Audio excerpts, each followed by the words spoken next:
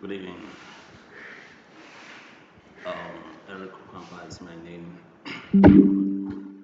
Group 2, I'm a member of Group 2, and then we are presenting on memory. My colleagues have just done the introduction and the history on the memory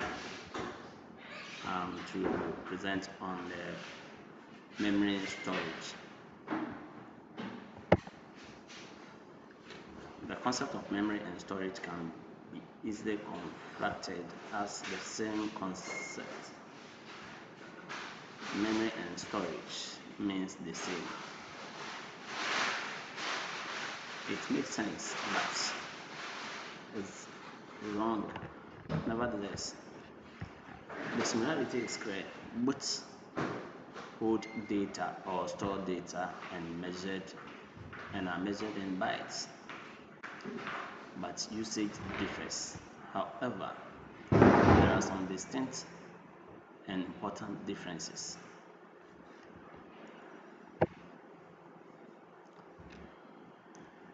Simply put, memory is primary storage, while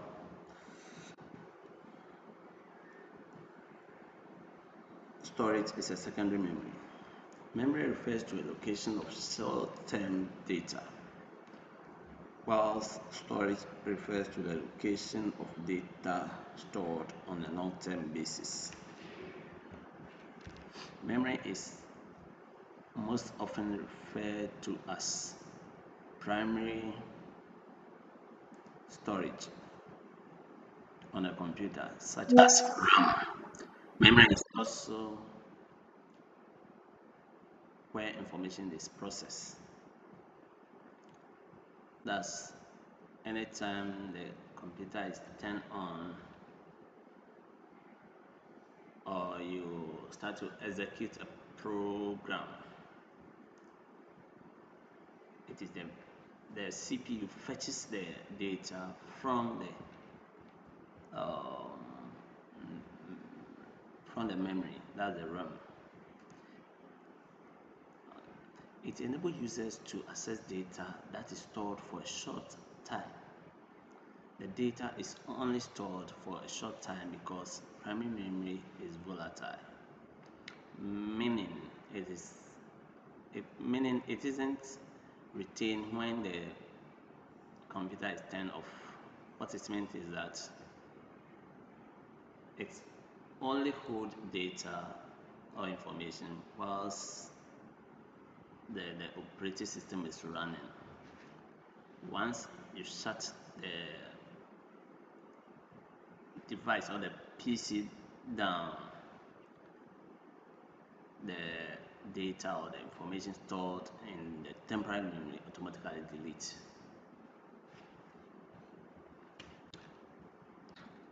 The term storage refers to a secondary memory, and it's where data in a computer is kept. An example of storage is a hard drive or a hard disk drive. Storage is non-volatile, meaning the information is still there after the computer is turned off and turned back on. Running a program may be in a computer's primary memory when the device is in use for fast retrieval of information. But when the program is closed, it resides in the secondary memory. Like I explained earlier, the memory just stores the program whilst the computer is working and then you are running or the program is being executed. Once the program is executed and then you shut down the device, it quickly goes into the secondary memory or the storage. The term memory and storage can be confusing because their usage today is not always consistent. For example, RAM can be referred to as primary storage, and types of secondary storage can include flash memory. To avoid confusion, it can be easier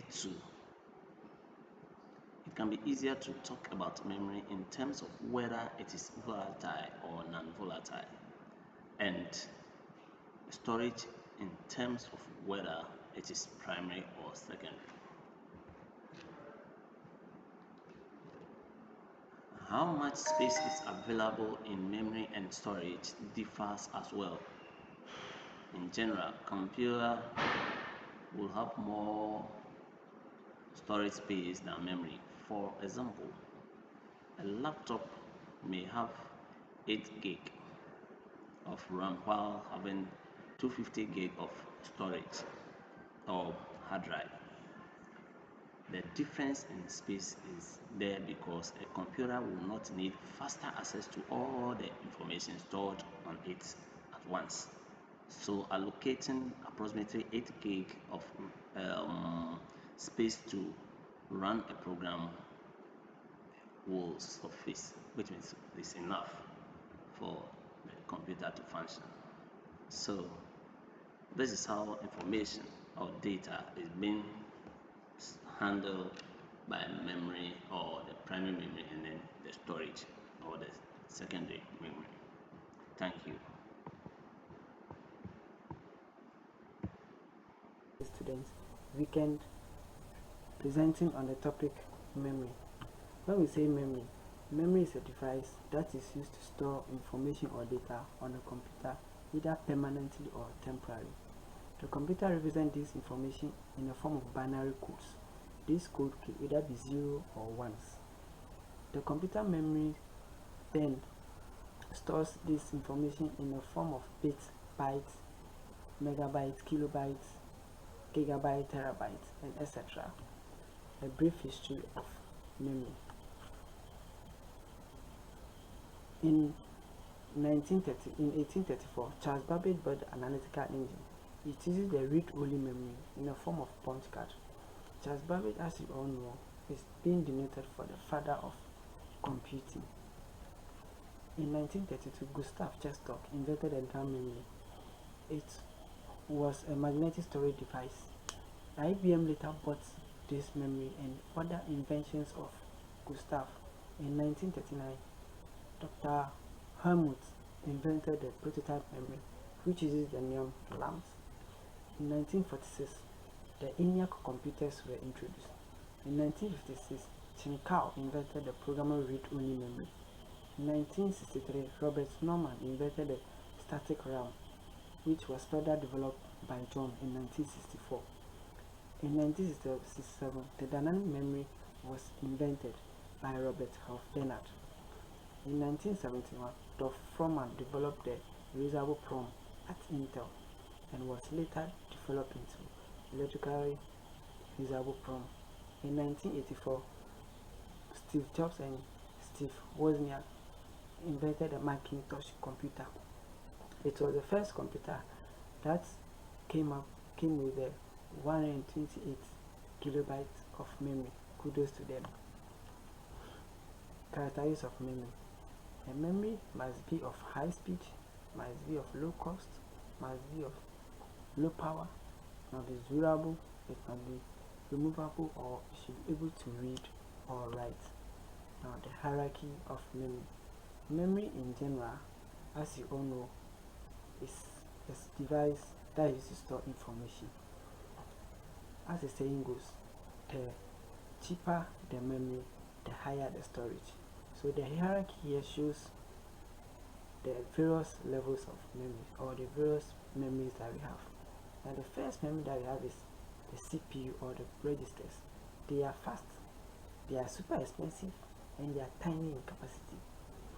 Now they have the cache memory. The cache memory, they are fast, they are expensive, and they have small capacity. And you have the physical memory, which is the main memory, which is the RAM we all know. It is fast, it is price reasonable, or people can buy, or anybody can buy. It is of average capacity. We have the solid state memory, which is the hard drives that we have. You have the SSD and the HDD.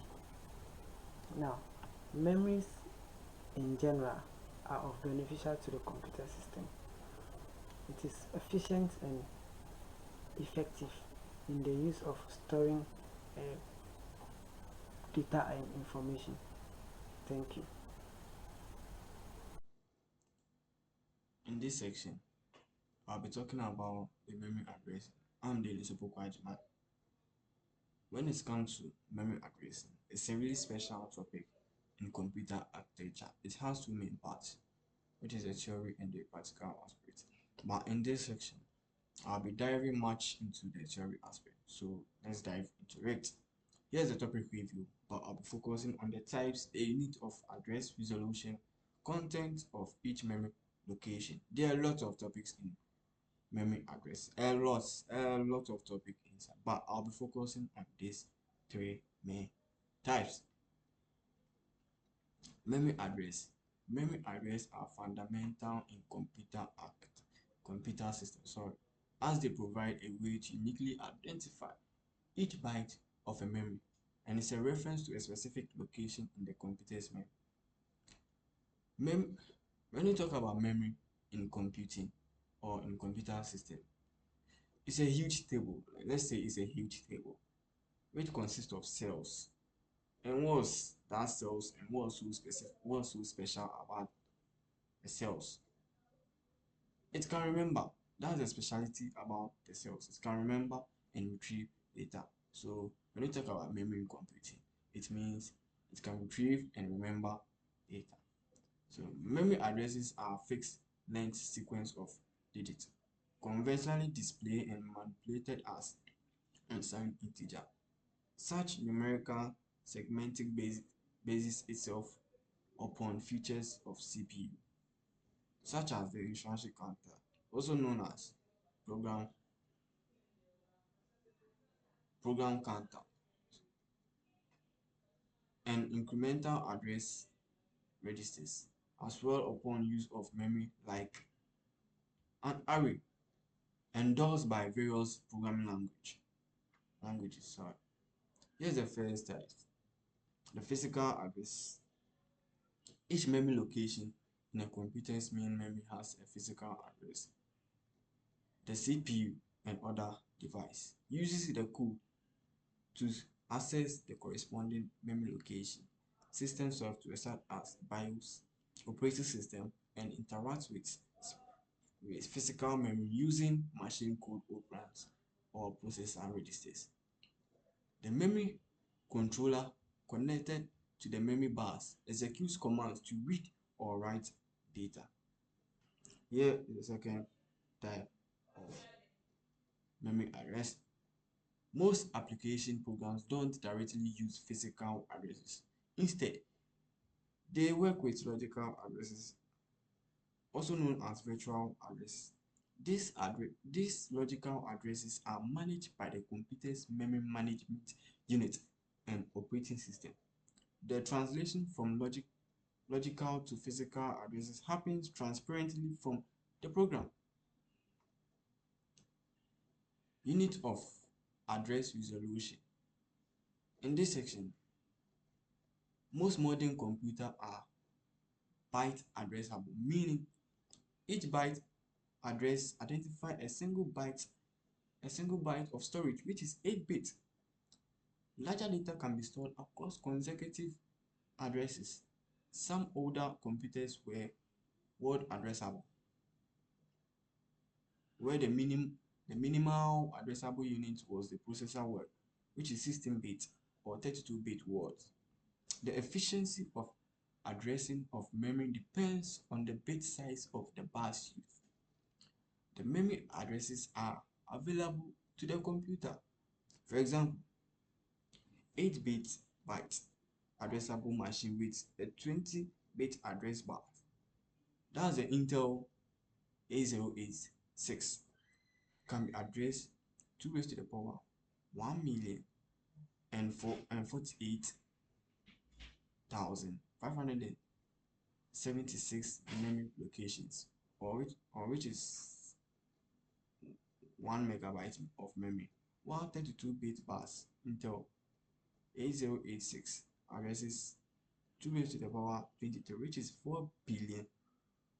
4,294,967,296 locations or memory locations, or can be also be 4 gig address space.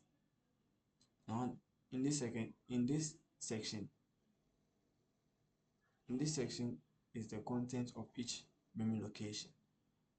Each memory location in a stored program computer holds a binary number or a decimal number of sort sum. Its interpretation as data of some data types or as an instruction which retrieve and manipulate it. Some combine ways to save memory. When it was expensive, self-replicating programs such as viruses treat themselves sometimes as data and sometimes as instructions.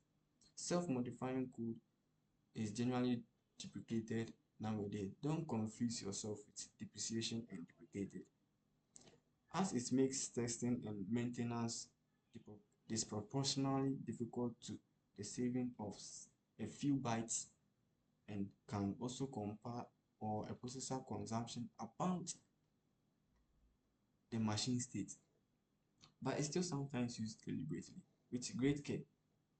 Address space in application programming.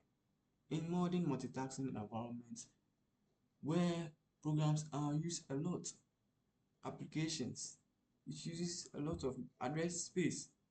So it follows machine code,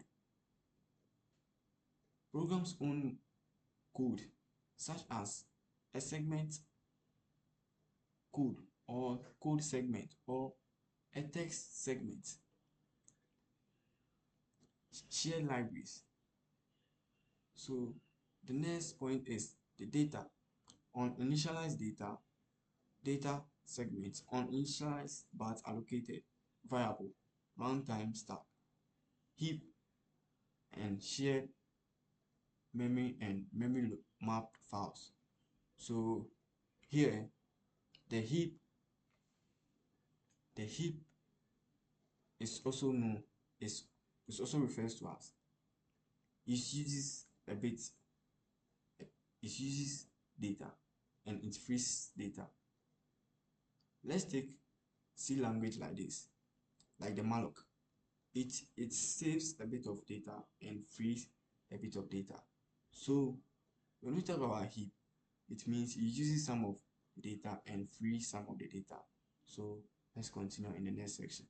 In conclusion, some systems have a split memory architecture where machine code, constant, and data are in different locations and have different address sizes. For example, the PIC-18 microcontrollers. There are a lot of PIC. There are a lot. We have the PIC-17, PIC-24, the DS PIC. There are a lot of microcontrollers on PIC. But in this PIC-18 microcontroller, it has a 21-bit code and a constant in flash memory and 12-bit address registers to the address data in SRAM